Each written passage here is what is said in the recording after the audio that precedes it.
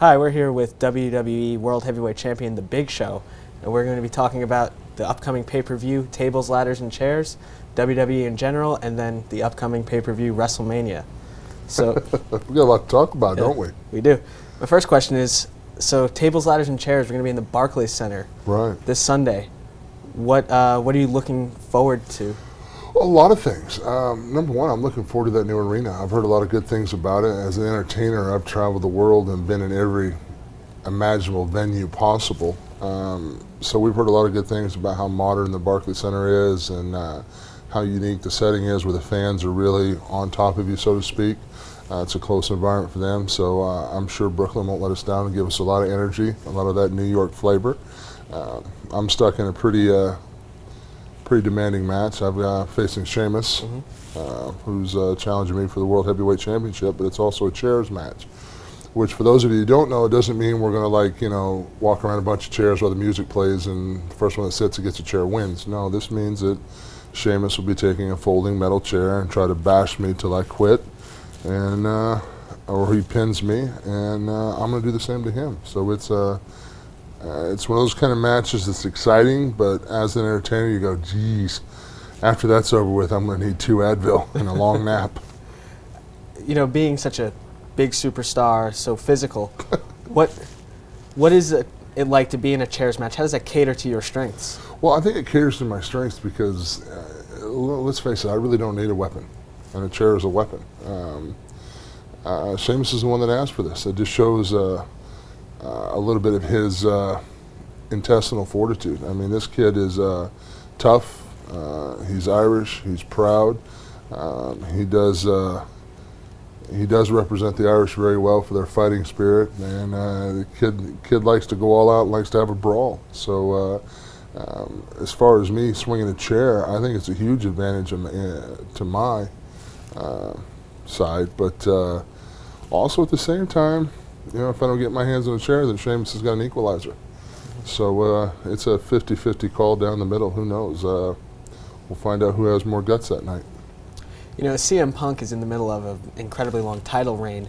Right. And you being just who you are, such a big, we talked about how you're such a big superstar, so physical. You've got the belt now. Do you think you could make a run at like that year-long reign? Well, let's be honest.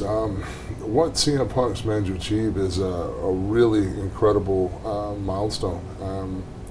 To be able to retain that title for 385 days goes above and beyond just competing in the ring. It goes to how he's doing for the company as a whole, and I think it's an example of the kind of talent that CM Punk possesses. His ability to retain that title shows a lot of how smart he is and how dedicated he is in the ring, and what a great performer he is. Will I keep the title for 385? I'd like to keep the title, for 770 days, but we'll see what happens. Anything can and will happen in this industry. So I'm just thankful that I've been able to achieve the World Heavyweight Championship again, especially at the stage of my career. Let's face it, I should be doing attraction matches and not working as hard as I do. Unfortunately, I haven't come to grips with that. I like to be out there every week and run up and down the road just like the young guys and work. The best part of my day is the 15 or 20 minutes that I'm in the ring every night performing.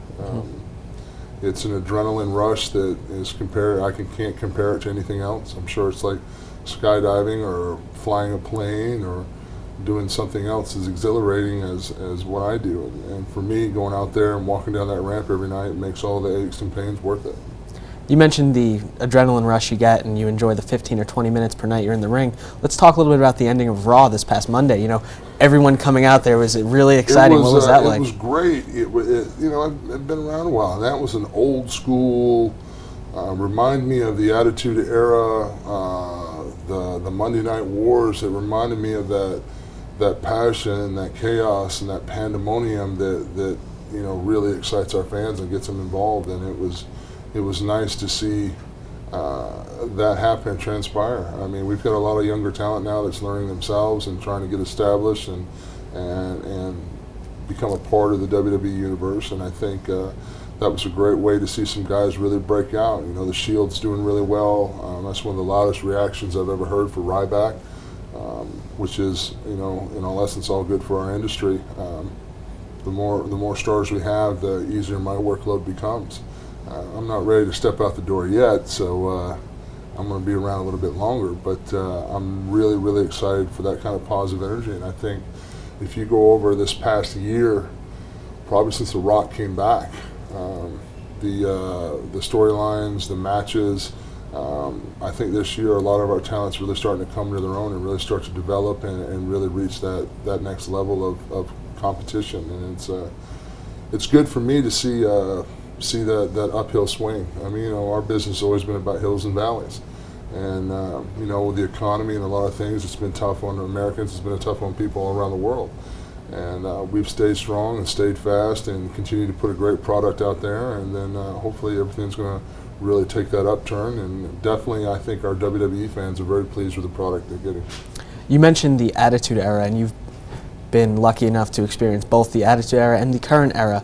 With WWE 13, that whole push was, you know, right. You can go back and play in the Attitude Era, play as these superstars. There's been a lot of talk about comparing these two eras. How do they compare? What do you see? Well, I think you can compare them as far as the fact is, in the Attitude Era, there are a lot of things that were being introduced and done that had never been done before.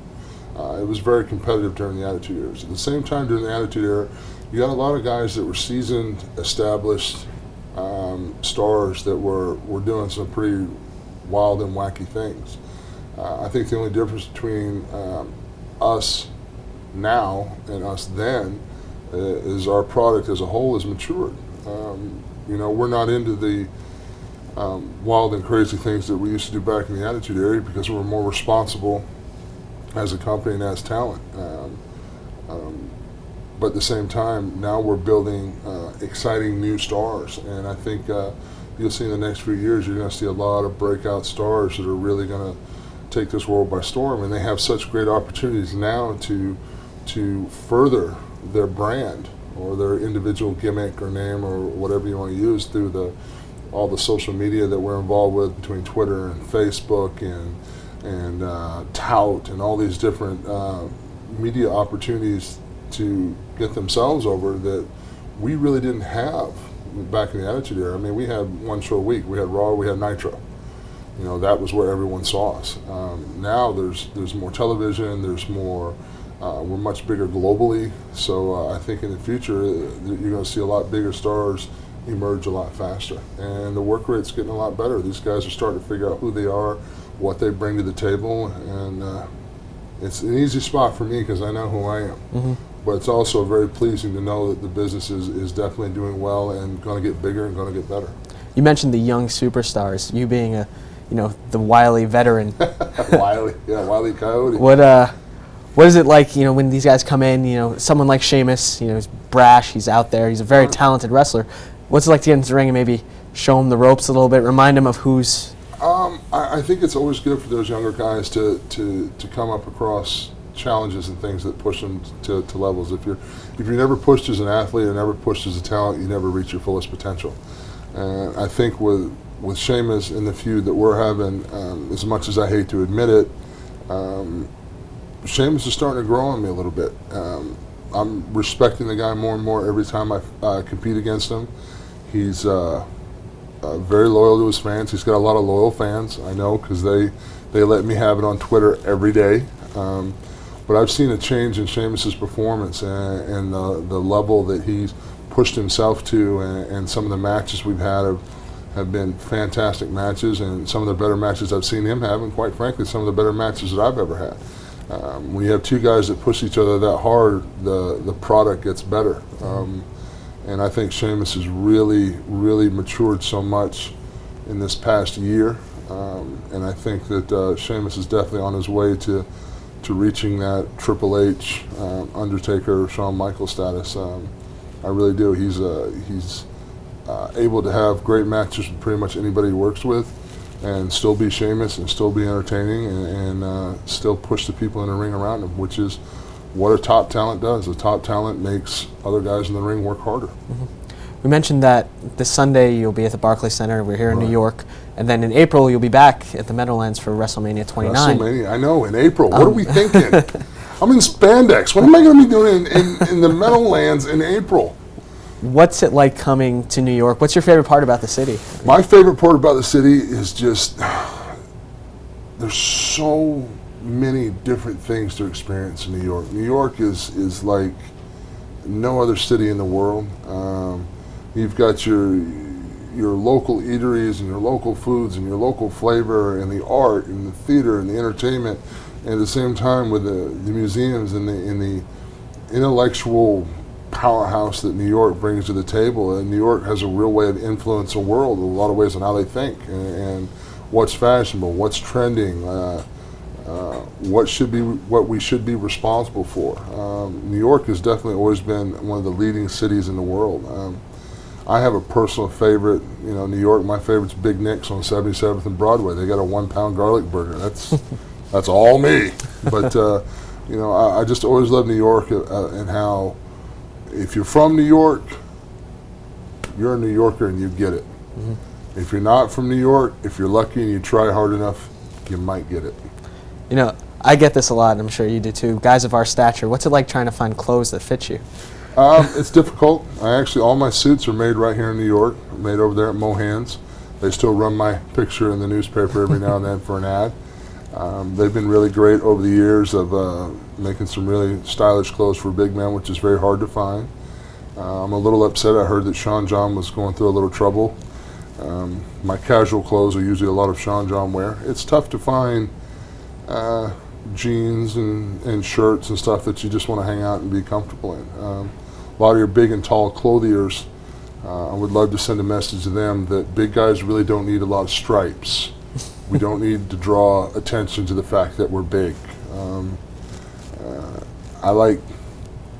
more of a very humble dresser. You're not going to see me in flashy attire. Simple's good. I'm a dad. I can do simple. My last question for you is, with the pay-per-view coming up, what do you predict the outcome is going to be for your match, and then what match are you looking forward to most? For my match, there's two matches that affect me directly. Number one, I'm very confident in my match against Sheamus. I think I'm going to have the advantage because I'm going to be able to swing a chair. And quite frankly, I think I can take more punishment than he can. And it just comes down to not being tougher, but just pure physics. I'm going to swing a chair a lot harder than Sheamus will. I've got a lot more mass. I can take a chair shot a lot better than he can. So, I'm thinking positive going to this that I'm going to have the upper hand. The other match that I'm very concerned about, of course, is John Cena and Dolph Ziggler, the Money in the Bank. I'd definitely feel much more comfortable about competing against Dolph Ziggler than I would John Cena. John Cena is one of those individuals that is a powerhouse. He is a star, and that never give up is not just a slogan. Cena doesn't give up. He doesn't complain. I've known Cena for 10 years, 11 years, however long he's been around. I've never seen that kid complain about anything. I've never seen any challenge put in front of him that he hasn't overcome.